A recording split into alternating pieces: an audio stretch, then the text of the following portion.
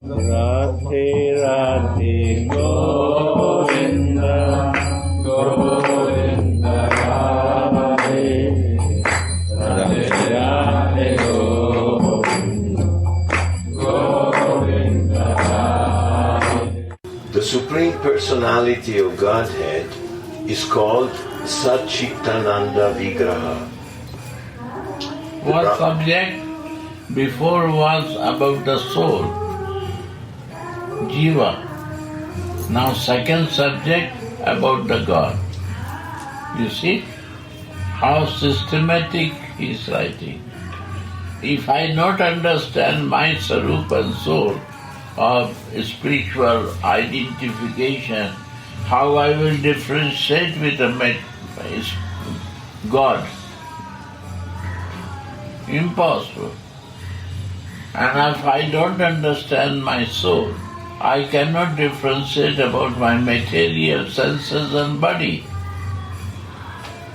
So first thing is the soul consciousness.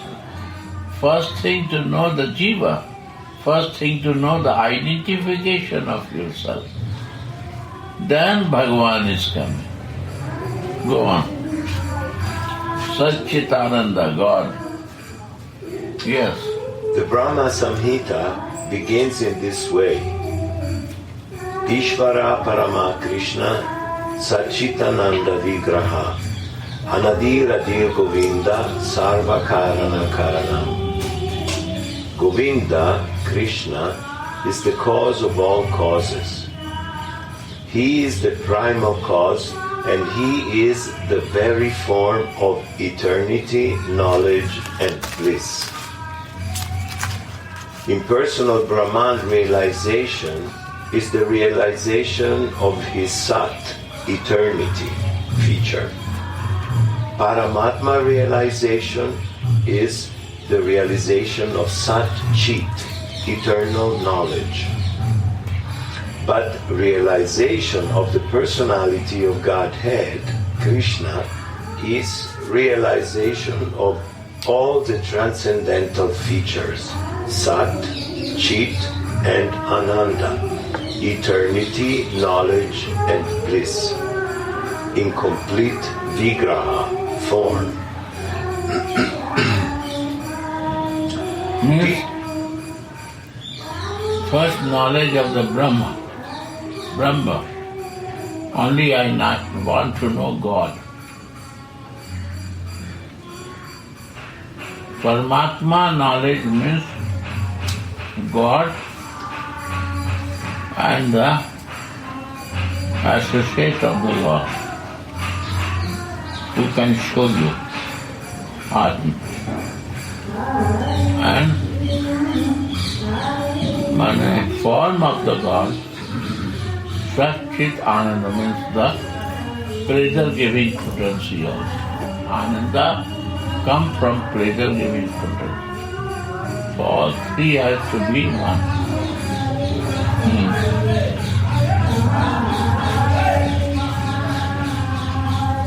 People with less intelligence consider the Supreme Truth to be impersonal. But He is a transcendental person. And this is confirmed in all Vedic literatures. Nityo Nityanam Chetanas Chetananam Katha Upanishad. As we are all individual living beings and have our individuality, the Supreme Absolute Truth is also, in the ultimate issue, a person. And realization of the personality of Godhead is realization of all the transcendental features in His complete form. The complete whole is not formless.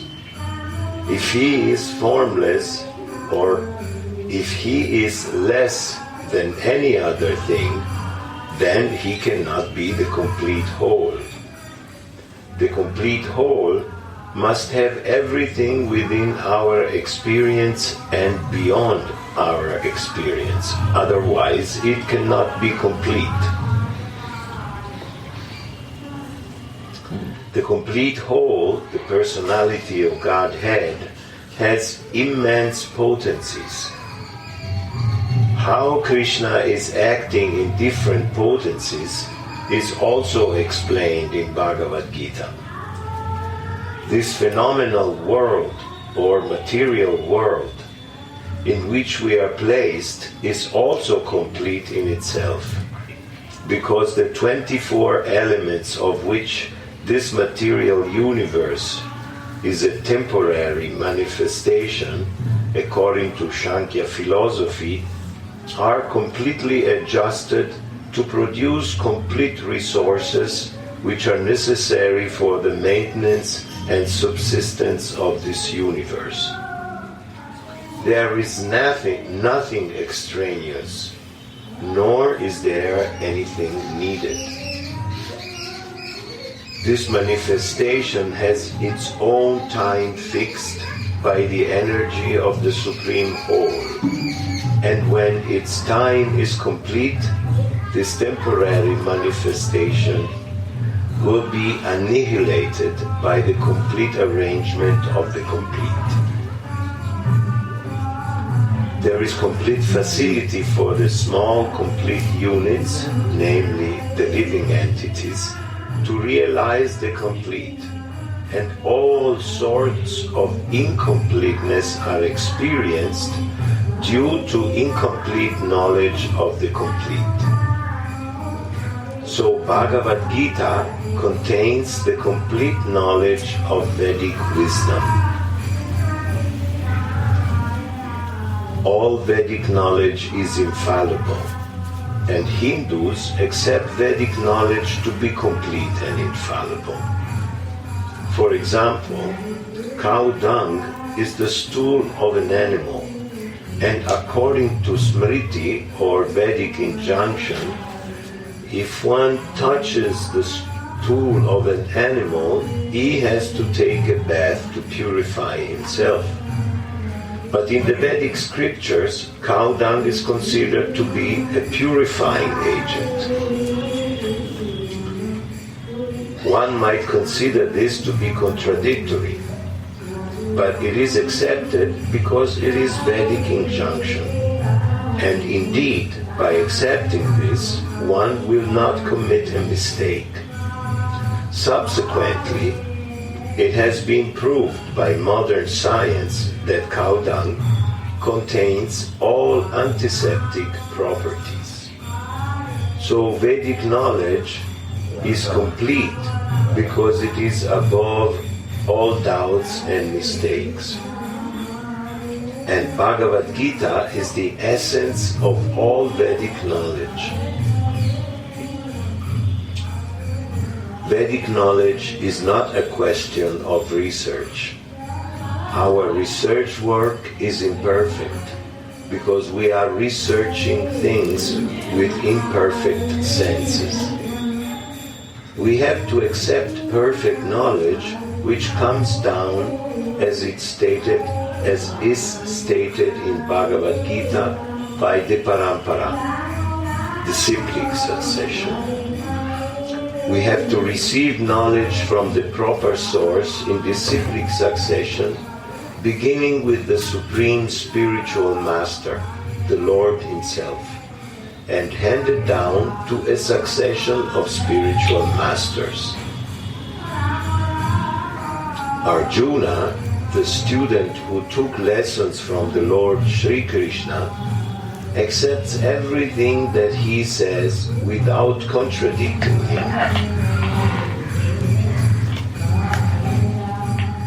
One is not allowed to accept one portion of Bhagavad Gita and not another.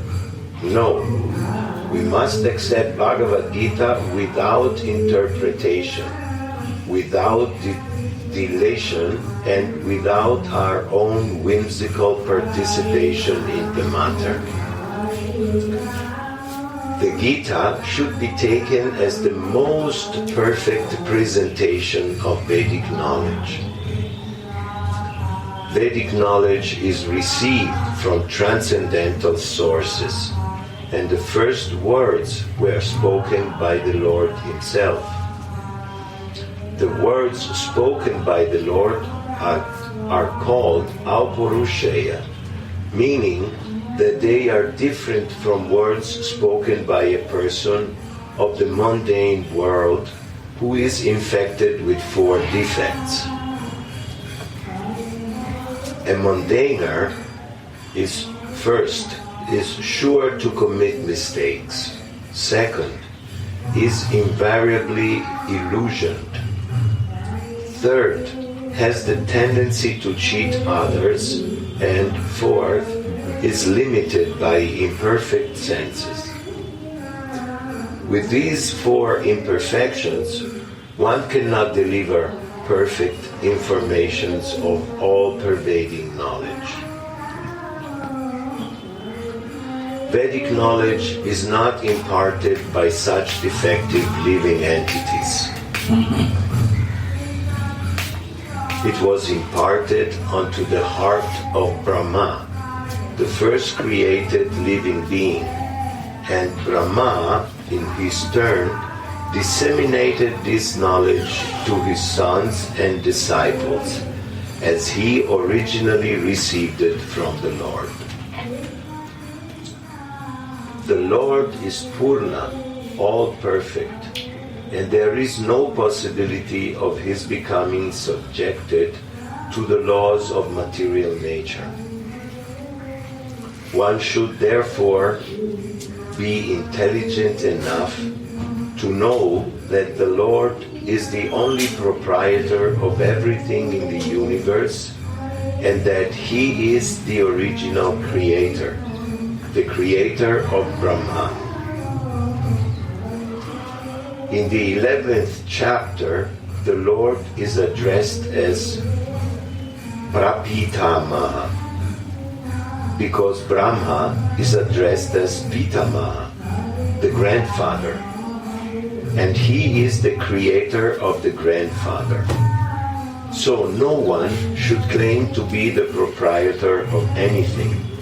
One should accept only things set aside for him by the Lord as his quota for his maintenance.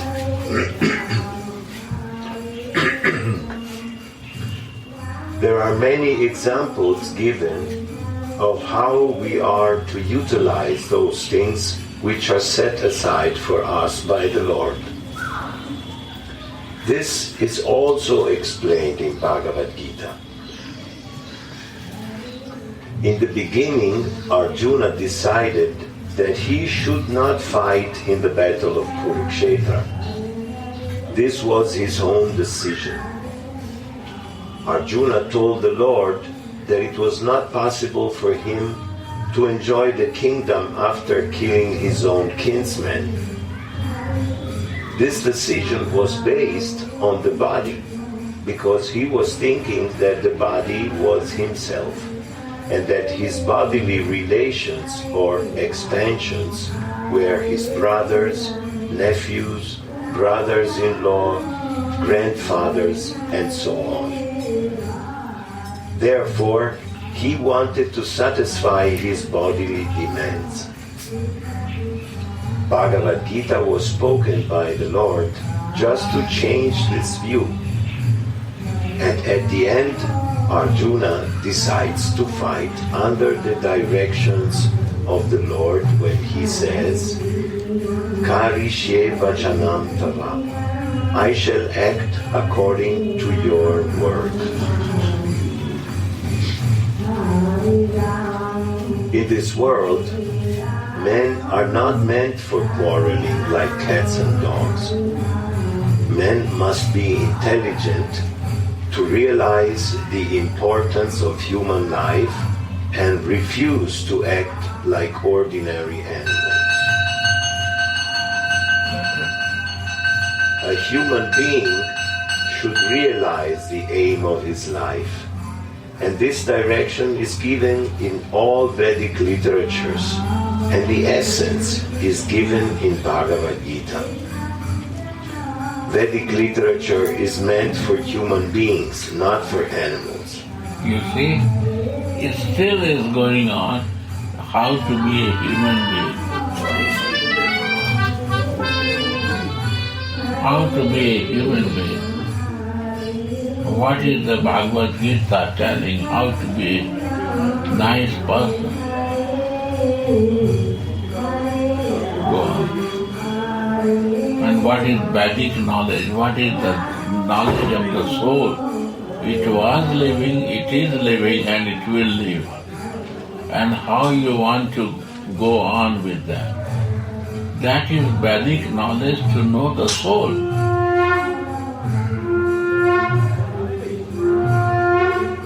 Your living existence.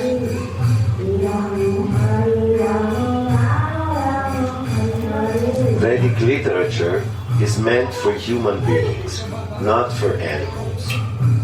Animals can kill other living animals, and there is no question of sin on their part. But if a man kills an animal for the satisfaction of his uncontrolled taste, he must be responsible for breaking the laws of nature. In the Bhagavad Gita, it is clearly explained that there are three kinds of activities according to the different modes of nature. The activities of goodness, of passion, and ignorance. Similarly, there are three kinds of edibles. Also, edibles in goodness, passion, and ignorance. All of this is clearly described, and if we properly utilize the instructions of Bhagavad Gita, then our whole life will become purified, and ultimately we will be able to reach the destination which is beyond this material world. That destination is called the Sanatana sky, the eternal spiritual sky. In this material world, we find that everything is temporary. It comes into being, stays for some time, produces some byproducts, dwindles, and then vanishes. That is the law of the material world. Whether we use as an example this body or a piece of fruit or anything else, but beyond this temporary world, there is another world of which we have information. That world consists of another nature, which is Sanatana, eternal. The Jiva is also described as Sanatana, eternal. And the Lord is also described as Sanatana in the 11th chapter. We have an intimate relationship with the Lord. And because we are qualitatively one, the Sanatana Dham, or sky, the Sanatana Supreme Personality, and the Sanatana living entities, the whole purpose of Bhagavad Gita is to revive our Sanatana occupation, or Sanatana Dharma, which is the eternal occupation of the living entity. We are temporarily engaged in different activities, but all of these activities can be purified when we give up all these temporary activities and take up the activities which are prescribed by the Supreme Lord. This is called our pure life. The Supreme Lord and His transcendental abode are both Sanatana, as are the living entities, and the combined association of the Supreme Lord and the living entities in the Sanatana abode is the perfection of human life. Again, the Supreme Lord and His transcendental abode are both Sanatana, eternal, as are the living entities, and the combined association of the Supreme Lord and the living entities in the eternal abode is the perfection of human life.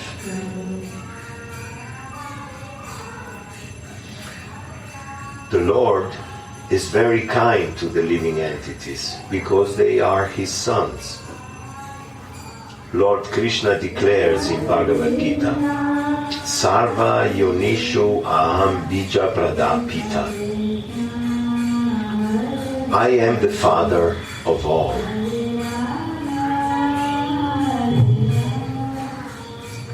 Of course, there are all types of living entities according to their various karmas.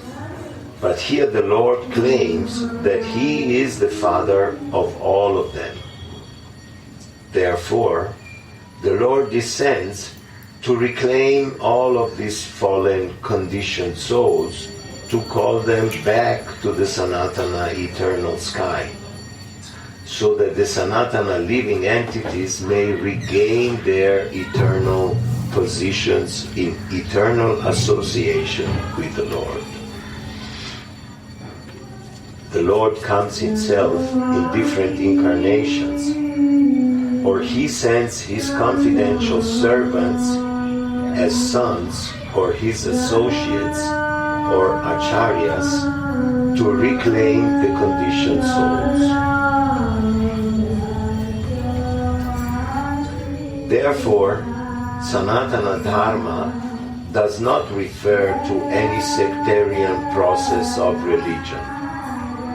It is the eternal function of the living entities in relationship with the eternal Supreme Lord. Yeah, again underline. Yes. What? Therefore, Sanatana Dharma does not refer to any sectarian process of religion.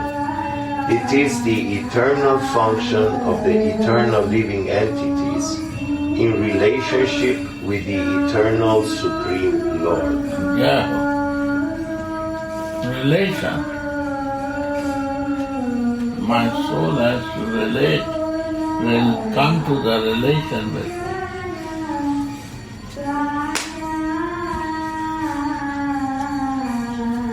Sri Radha.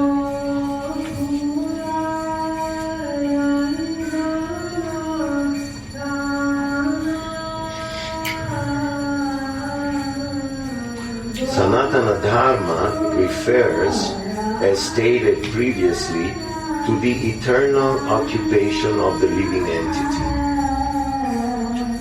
Shripad Ramanuja Acharya has explained the word Sanatana as that which has neither beginning nor end.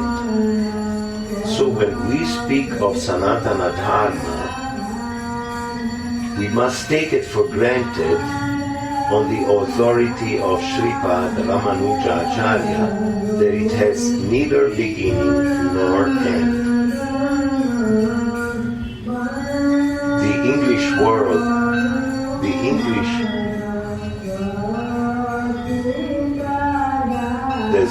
there must be a mistake. It says the English world religion, but it is the English word. Religion is a little different from Sanatana Dharma. Religion conveys the idea of faith, and faith may change. One may have faith in a particular process, and he may change this faith and adopt another. But Sanatana Dharma refers to that activity which cannot be changed. For instance, liquidity cannot be taken from water, nor can heat be taken from fire.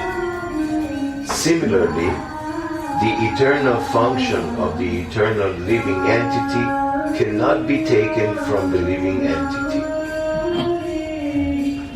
I read it again. Similarly, Underline. yes.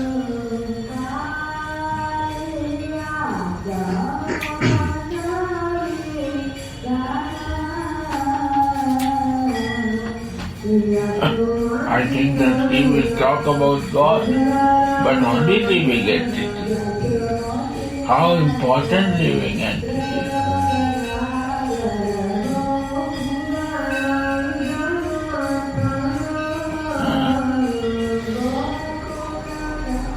instance, liquidity cannot be taken from water, nor can heat be taken from fire.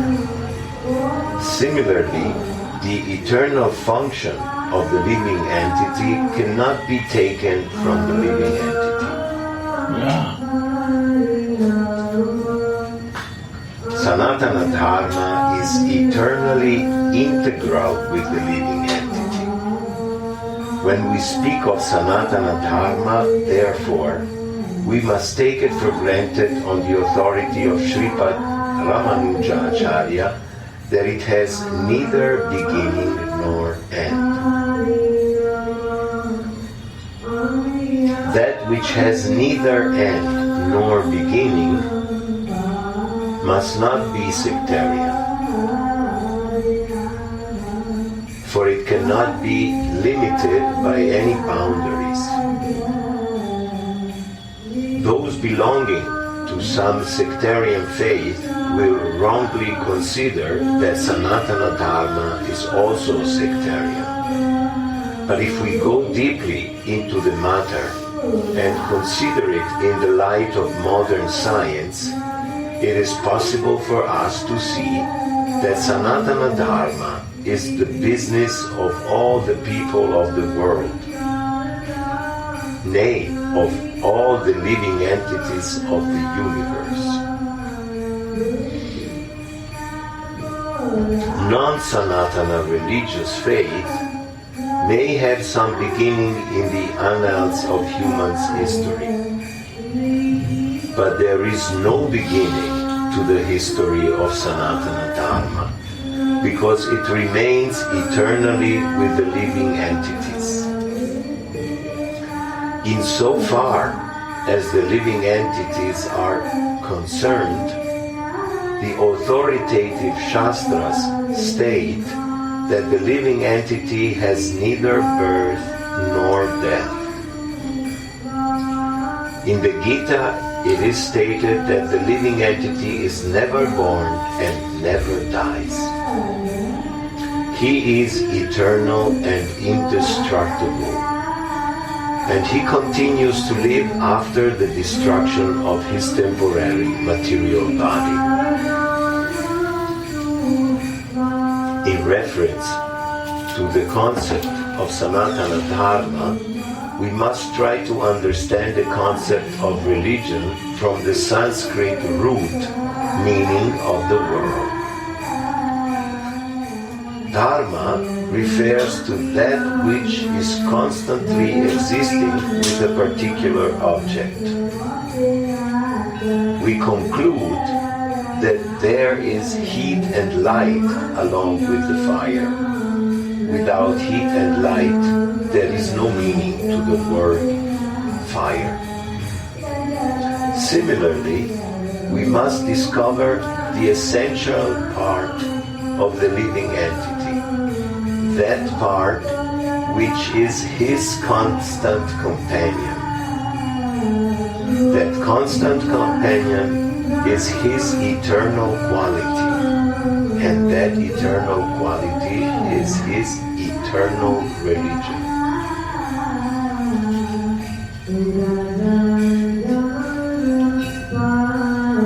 Religion, I take it to mean, Gurudeva, that which unites the living entity and God, in this case, the eternal religion.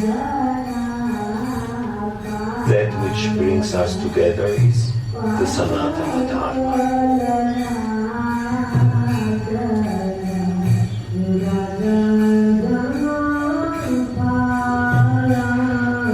When Sanatana Goswami asked Sri Chaitanya Mahaprabhu about the Svarupa of every living being, the Lord replied that the Svarupa, or constitutional position of the living being, You see, Svarupa is a constitutional position. yes, Underlying. yes, You have to say these things. Read. I read again? Yeah. Yes. When Sanatana Goswami asked Sri Chaitanya Mahaprabhu about the Svarupa of every living being, the Lord replied that the Svarupa or constitutional position of the living being is the rendering of service to the Supreme Personality of Godhead. Then Svarupa desire, loving. No, from beginning. Yes.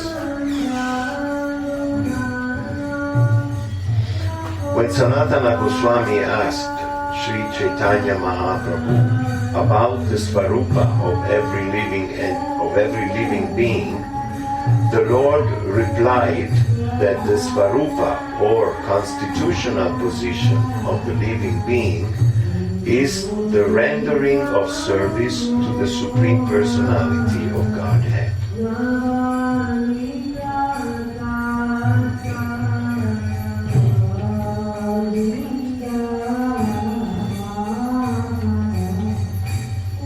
If we analyze this statement of Lord Chaitanya's, we can easily see that every living being is constantly engaged in rendering service to another living being.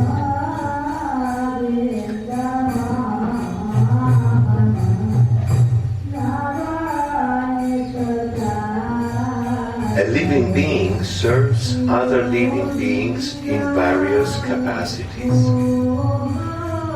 By doing so, the living entity enjoys life. The lower animals serve human beings as servants serve their master. A serves B. A serves B master. B serves C master. And C serves D master. And so on. Under these circumstances, we can see that one friend serves another friend. The mother serves the son. The wife serves the husband. The husband serves the wife, and so on. If we go on searching in the spirit, it will be seen that there is no exception in the society of living beings to the activities of service. The politician presents his manifesto for the public to convince them of his capacity for service.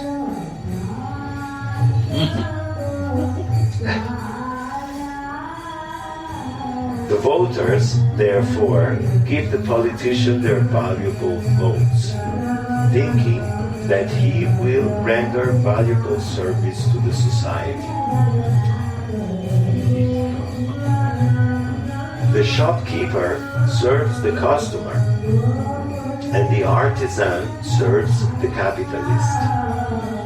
The capitalist serves the family, and the family serves the state in the terms of the eternal capacity of the eternal living being.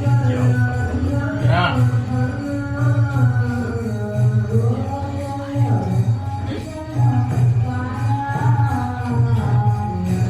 In this way, we can see that no living being is exempt from rendering service to other living beings. And therefore, we can safely conclude that service is the constant companion of the living being, and that the rendering of service is the eternal religion of the living being. Yeah, that.